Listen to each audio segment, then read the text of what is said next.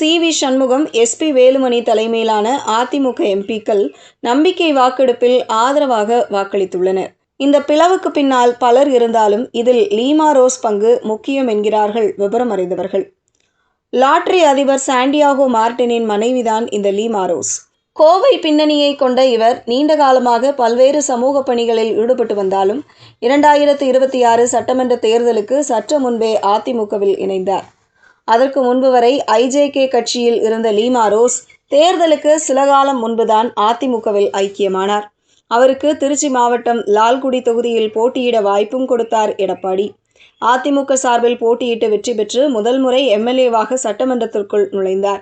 இந்த தேர்தலில் போட்டியிட்ட வேட்பாளர்களிலேயே மிக அதிக சொத்து மதிப்பு கொண்டவர் இவர்தான். முதல்வர் விஜய், அமைச்சர் ஆதவ் அர்ஜுனாவை விடவும் இவரது சொத்து மதிப்புதான் அதிகமாகும்.